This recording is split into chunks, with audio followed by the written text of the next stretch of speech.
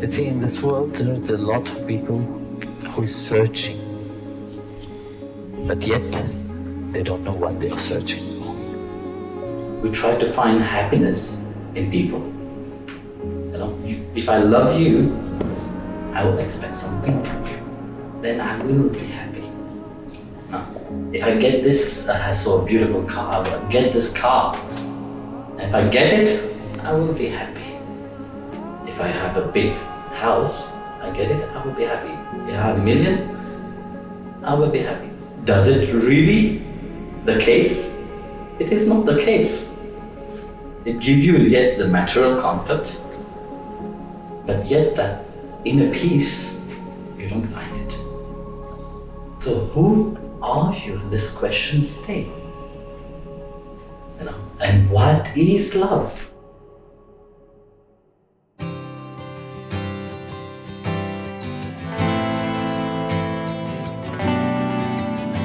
We just wanted to do something extremely different than what most of our friends were doing from high school, which is moving from high school onto college, onto careers.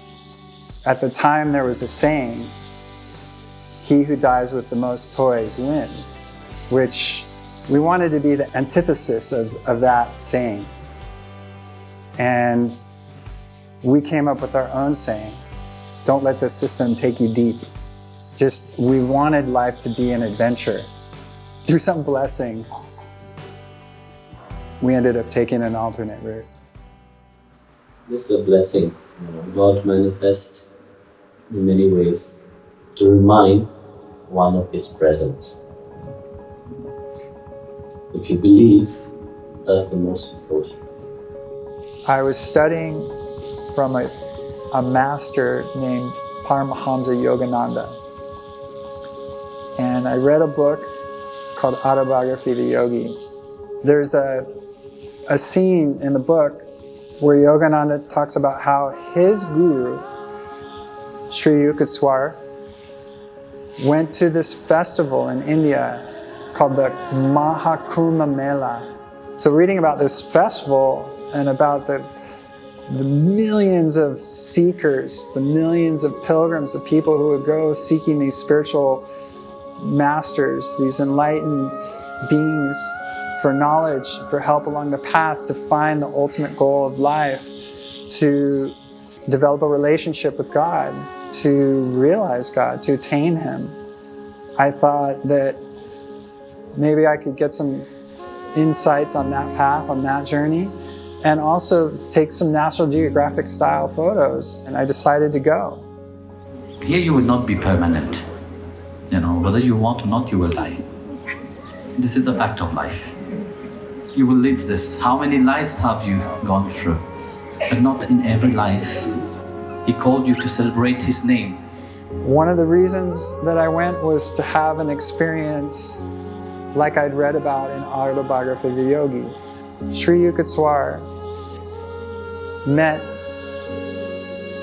this saint, yogi, named Mahavatar Babaji, who's purported to have been on the earth for over 5,000 years in the same form. I kind of wanted to meet Mahavatar Babaji, or have an experience like that. Like meet somebody who's actually God realized.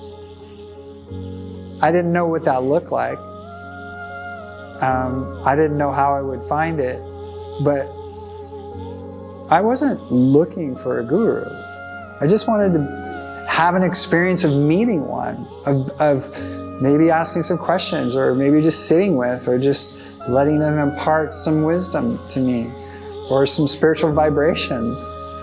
The experience was life-changing.